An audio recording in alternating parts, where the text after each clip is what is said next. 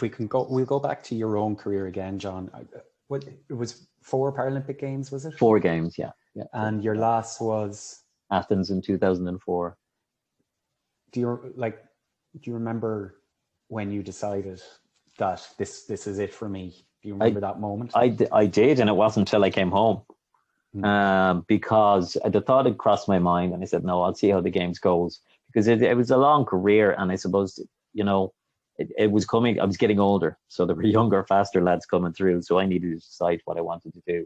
But I didn't want to go into that games thinking this is my last games, because I personally feel that's the wrong way to approach it. For me, it would have affected my performance, so I wasn't putting that pressure on myself. So I just went into the games, enjoyed it for what it was. And then after I came home, I took some time out just to think about it. And the rationale for me, I remember coming to the decision, because it's a hard decision to make. But if you take the time to think about it, you should be happy with your decision. You should have no regrets. And I just felt that, look, in 2000, I could compete in Beijing in 2008. But would I be in with the chance of winning? I felt no, that I would then, in 2008, I would be 37 as a sprinter. I felt it was old. There were younger, faster lads coming through. Was I willing to put in the commitment again for another 4 years? I was very conscious that, back in 2004, I still had to work and train. So I wasn't able to, the funding, the parity of carding funding didn't exist back then like it does now. So there were a whole load of different things, how about life, how about career, how about work? I couldn't do sport forever. How long was I going to continue to make the sacrifices in terms of career? I didn't own anywhere to live, all those things. It's not just about the sport, it's about life. So I came to the decision, and I was happy with the decision, but it wasn't until after the games. But they're all the types of things that played in my mind, and once I made the decision, I was happy with it. I didn't have any regrets. So did you take a moment to reflect on your career, and were there any moments for you that stood out? No, it's really interesting, because it takes time, Derek, because I think part of the joy of being an elite athlete is that you tend not to dwell on your successes or failures. You move on, you focus on the next goal.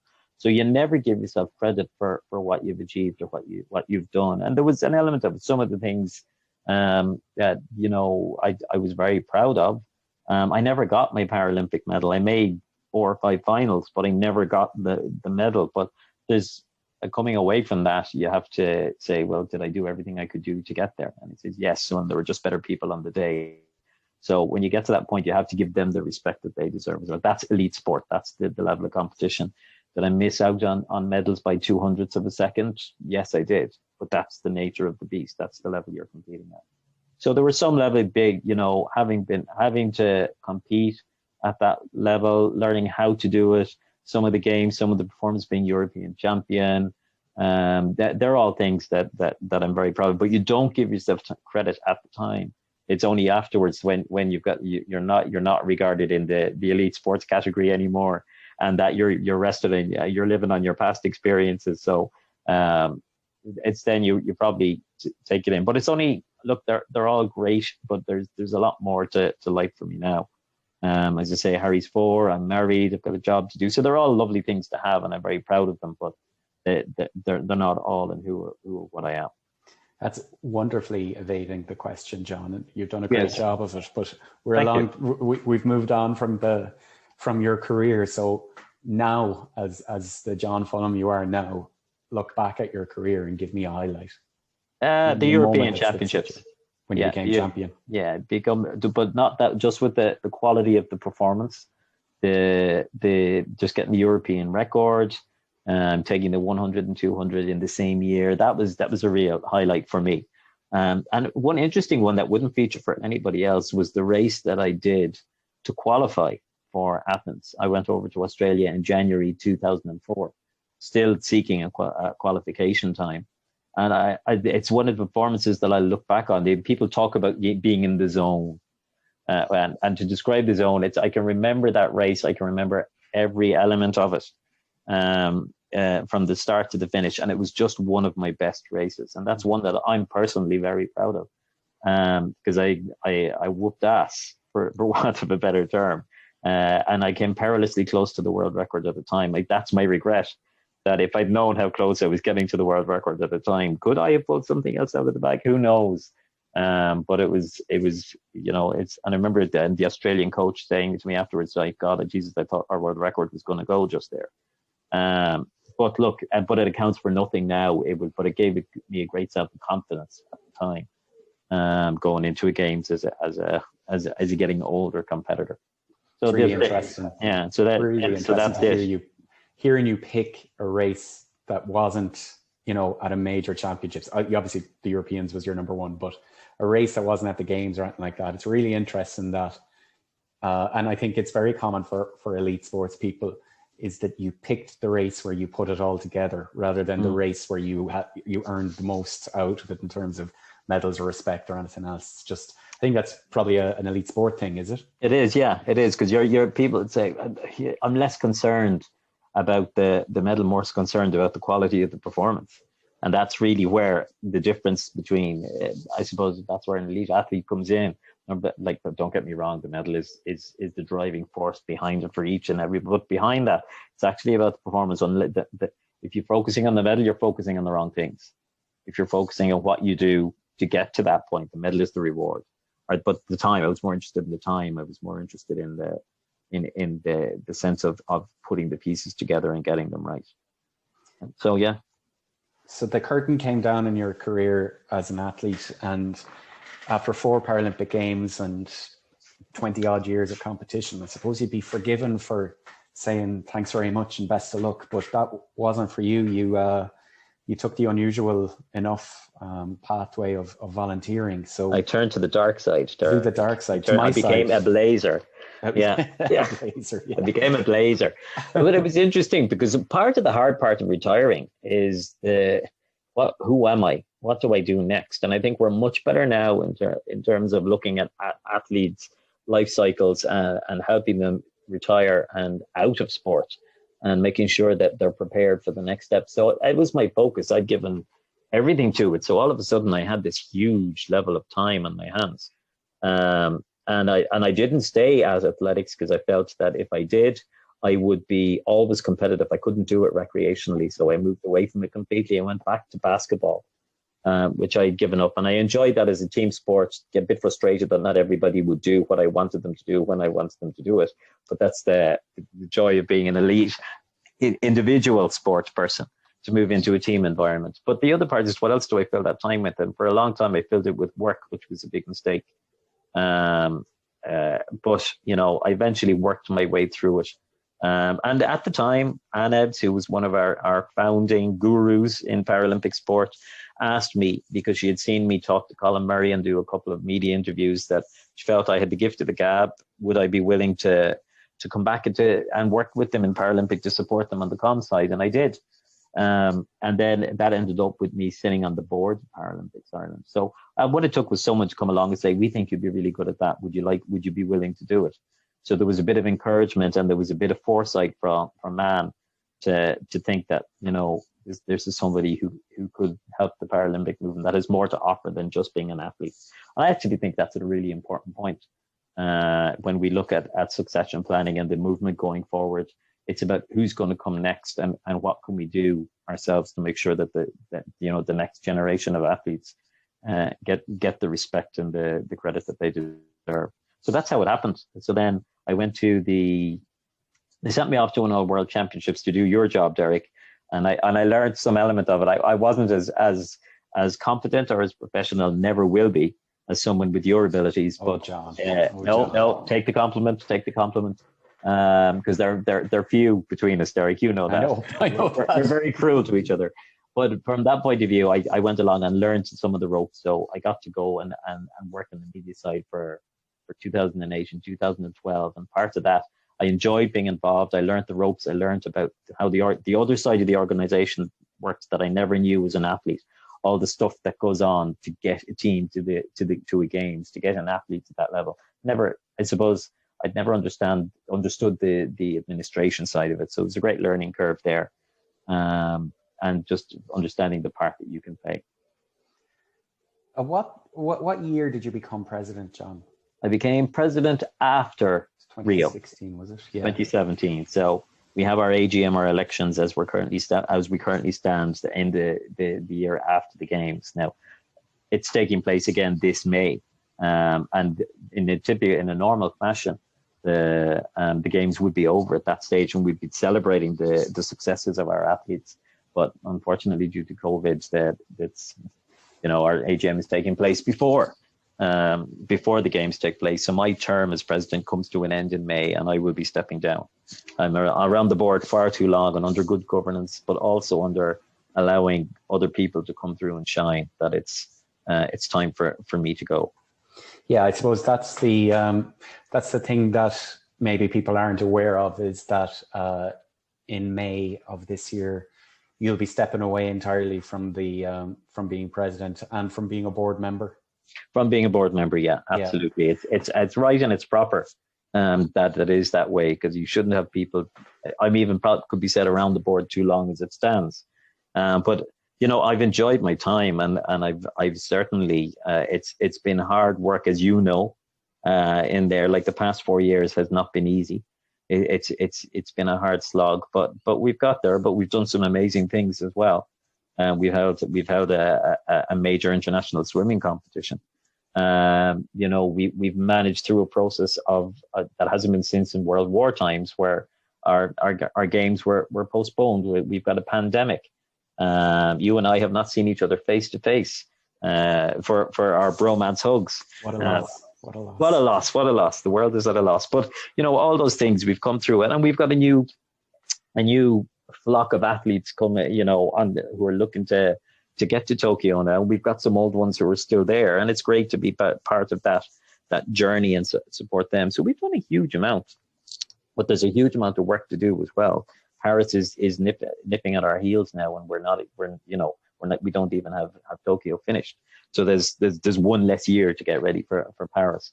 But look, I've enjoyed it. I've loved it, and I always will love it. I'm not going away into the sunset, never to be useful or helpful to Paralympics as they see fit. And there will be a board there that is in terms of succession planning that has been, around their experience. So the transition should be relatively seamless. That somebody with equal passion and equal commitment, and probably fresher passion and commitment, will come in and step up to that plate and bring the organization along with all of you. Well, I know that you definitely won't be allowed to slink off into the sunset at the end of your term, John. But we'll come back to that. I just kind of want to ask you about, so you were doing a behind the scenes role, leading communications for 2 games, I think it was. 2 games, 3, yeah. One of those games was London 2012. Oh, 3 actually, yeah. London 2012. Wow, what a games. Yeah, I just wanted to ask you, because anytime we speak to anybody who's been involved in Paralympic sport over a reasonable length of time, they always pick London 2012 as the moment that Paralympic sport changed. You were at the cold face of it. You weren't an athlete. You were working in a voluntary capacity, but working pretty much full-time, if not double full-time hours. Were you aware of how significant that time was while you were there? And did you feel change in the air? Yeah, you just knew it. Like I said, the British public got the games. They understood Paralympic sport. They loved it.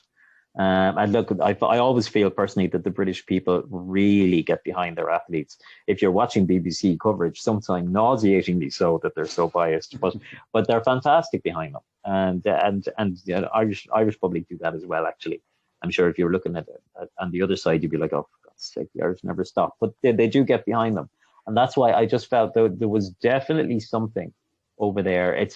I've been in London a number of times, but it was the only times I've ever been there where everybody smiles. Whereas normally you'd be on the tube on the buses, they'd be grumping at you. I can't get at the tube, it's not accessible. So from that point of view, there was definitely an atmosphere, full stadiums no matter where you went. And it was the first time that I had traveled to the Olympic Games beforehand with my wife and her father. We went over to have a look at the games, and it was fantastic. So I got to see an Olympic Games first time, and there was no difference for me between the Olympic and the Paralympic Games in terms of support, the volumes of the crowds, the atmosphere, I was just blown away by it, and the level of detail that they went to ensure that the Paralympic Games were equal. So it was the first time I'd really seen that to that level, right down to that level. So yeah, there was definitely something in the air, and for us, it was as close as a home games as we were ever going to get. And I think you can look back at the success of the Irish team. There was something there, and I can't put my finger on it, that the Irish team seized upon, and that they built on, and gave everybody that extra edge, or that sense of achievement that mightn't have been at other games, but that's why we ended up achieving so much over there in terms of medal tally and performances and personal bests and everything. And if you look down away from the medals down to the personal bests, there were so many of those as well. That's actually nearly more important for me. So it's hard to put a word in it, but yeah, there was something special, and particularly for the Irish team over there was something very, very special. Then you alluded to Rio, and you were in the same role, if I'm correct, at Rio. That's right, actually, yeah. Yeah. And you spoke about Rio being a bit touch and go as to whether maybe it could even go ahead at one stage. Mm-hmm. Yeah. Were you aware of that at the time as much the preparations were going? Yeah, we were. There was a risk that we were blowing ahead and organizing as you have to. But you couldn't tell, but anybody who has watched Rising Phoenix, the Netflix documentary, and if you haven't, shame on you, you should. It's brilliant. You won't regret an hour and 40 minutes of your life being given to that. And it was very obvious. And what we probably didn't understand the full scale of the uncertainty around the games. That maybe Xabi Gonzalez and Philip Craven actually articulated in the documentary. It was amazing. It was incredible. Yes, when I got there, you could see the costs had been cut. You could see that the same standard that we'd seen in London and possibly even in Beijing before didn't exist. And facilities, they cut corners, things were cobbled together. The transport for the media that I was witness to didn't run as frequently as it could have. There were lots of little things, and security, and they were afraid of crowd attendances. So actually, it was probably more unstable than we realized at the time. But if you want two people at the head of an international organization, the right people at the right time, Philip Craven and Xavi Gonzalez were the two right people at the right time, and they had the backing of Andrew Parsons, who's now president, who was VP back then, and he was a Brazilian. So they had, between the three amigos, they managed to bully and cajole people into finding funding, without which the games wouldn't have taken place. But thankfully for our athletes, I don't think the uncertainty filtered down to them, because it didn't filter down to the true understanding, even for us as administrators. So it's probably a good thing. But it was, and then the public came out and they really embraced the games, and that's what made the difference. So Rio was far more successful than anybody was expected it to be. So your term as president began after Rio, and I mean, you had your eyes open maybe more than any other president who's ever taken office, because of your time as an athlete and as a volunteer, and being in the background of so many significant moments. But then we had our own significant moment in Dublin in 2018 when we welcomed the World Para Swimming Alliance European Championships to Dublin. I suppose for those listening, can you put in context how important that event was? I mean, it's not a Paralympic Games, but it was still a big moment in Irish sport. It was, for an organization of our size to take on something like that was a huge commitment. And just coming straight, I suppose, so close after Paralympic Games, it was a chance for us to showcase to the Irish public, what para sport in their own backyard, where they could come to see it. Just what it was like. So it was a huge undertaking, and there was a lot at stake in terms of our athletes, their recognition, the recognition of para sport in Ireland. So it was a huge undertaking, and it was an exceptionally good games. I think when you look at the feedback from it afterwards, all the European countries gave incredible feedback about not only the organization, but it was about the atmosphere And I think the Irish personality really shone through, and that was through to all of all of you, Derek, who were all of the team who worked on it, and all of the volunteers who worked with us in providing it, and all of the sponsors. There was just a real sense of delivery at the time. And with every event like that, what the public see and the delivery is great. But underneath that, there was a lot of hard work. There were a lot of scary moments. There was a lot of pressure and an awful lot of moments of self-reflection from us as a board, from the local organising committee. And, we ran into challenges that had to be resolved, and they were hard to resolve. And there was a lot of pressure absorbed by people. The Irish government and the IPC came in and supported us. Our headline sponsor, Allianz, came in and supported us, but other sponsors like Citibank and all the rest, everybody rolled in, and it turned out to be a great success. And if we were to ever do it again, there would be some very strict lessons learned about how to go about it, and what boxes to tick to make sure that it is a success a second time round. But that's not our focus right now. I think our focus has to be, number one, delivery, supporting our athletes with disabilities to achieve and medal at the Paralympic Games, and for para sport to grow in Ireland. That has to be our primary focus. And these events are great, but they come at a cost, and they come at a toll on everybody. And right now we need to focus on our athletes and on delivering for games. So it was great to do, but I personally wouldn't be in a rush to do another one for a little while.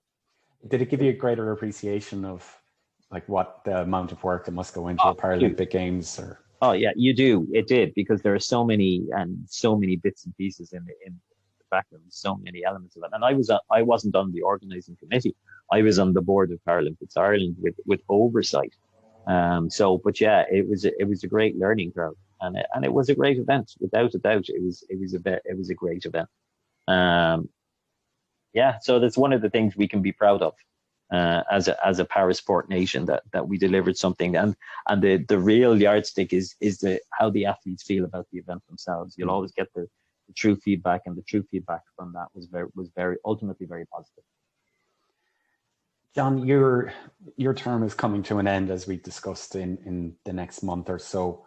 But you haven't been president for Paralympic Games. Is that something that you will regret? No, not at all. Quick answer. Yeah, no, because I've thought about it, and you're not the first person to ask me this question. I suppose that I didn't take on the role to be president at the Paralympic Games. I've been to every Paralympic Games since 1992, Derek, in some form or another. So, to be president at the Paralympic Games would have been an incredible honor. And whoever takes up the mantle and gets to go to Tokyo and Paris, I'm nearly jealous of them in a way, because it is an incredible honor, but it's not a regret.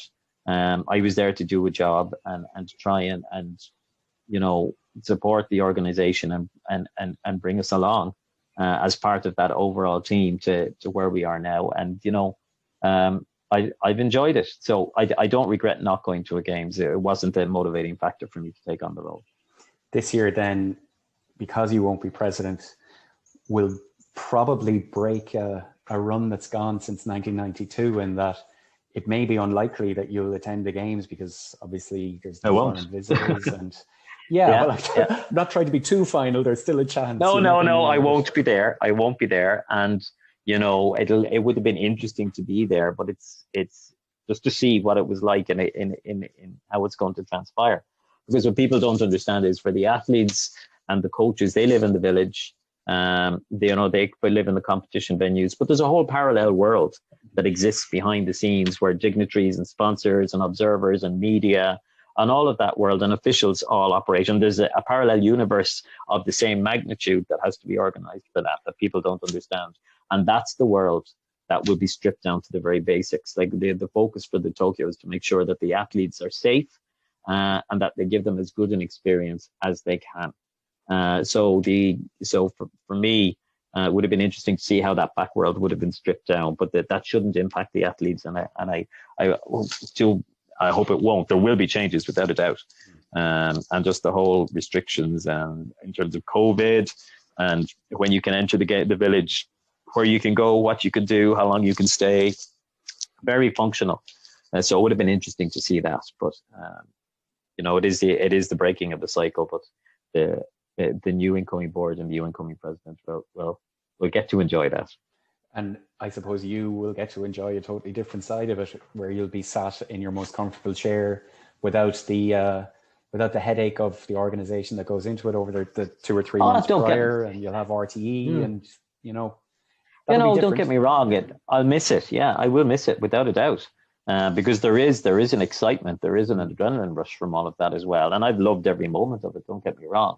So it will be different for me to sit there and possibly give out at the television if they're not showing the thing I wanted to show, or all that type of stuff. But it's there's a lot of retired Paralympic athletes who are out there who've had to do the same thing. So I'm just stepping into the shoes that I'll be 50 this year, so I'll probably have my slippers on, not that they're much good to me.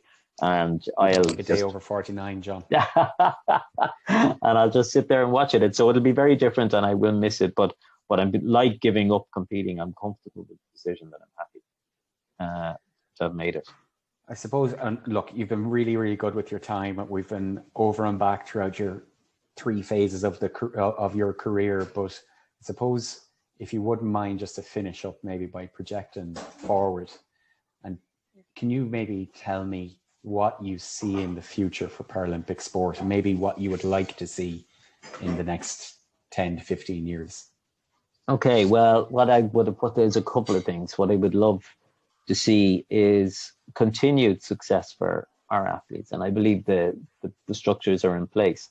But I think and I'm not being negative, but I'm just going to be realistic and say we've lived through a golden age of parasport in Ireland. If you go back to London, that was where we had our highest level of medal achievement.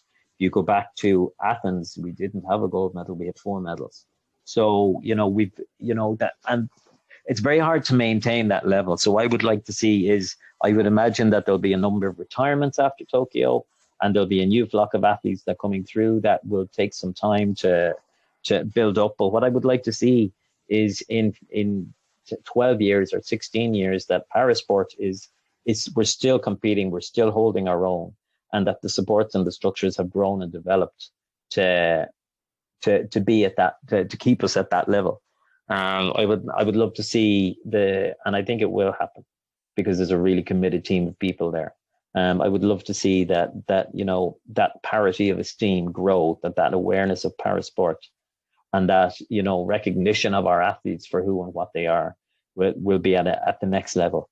So it's all about moving because to ensure that success, we've got to invest more. We've got to do things differently. We've got to change, and the next couple of years are going to definitely be a cycle of change. But that doesn't necessarily. That's not a bad thing. That's a good thing because it means we're proactive, and I can see parasport flourishing. It'll be hard work, and it will require different models and different ways of thinking, and it'll require government support to look at us in a different way. It'll require the NGBs to get more involved in disability sports. It'll require us to do things slightly differently as well. And it'll, but ultimately that's all the background. And what we want to do is make sure that those athletes coming through are given the opportunities to achieve at the next level. And come what may, as long as that's not impacted, all those changes will deliver. That for me is, it mightn't sound like a very ambitious vision, but I think it's such a time of change for us to in 16 years to still be competing and holding our own at the level that we have at will be a huge achievement, and perhaps even going beyond it. Yeah, that's great. It sounds really positive and a forward outlook. John, Fulham, President of Paralympics Ireland, outgoing President of Paralympics Ireland, thank you for being the first ever guest on the Paralympics Ireland podcast. Thank you, Derek, for allowing me to be the first ever guest and to talk about myself. Just don't edit me down to 5 minutes. We'll do well to edit this down to 5 minutes. Yeah, don't edit me down to 5 minutes. But look, it's been a pleasure. And look, I just wish nothing but good for Paralympics Ireland, for our athletes, for our staff, for our volunteers, for everybody. It's an organization that's worthy of everything that people put in, and I hope they feel that way.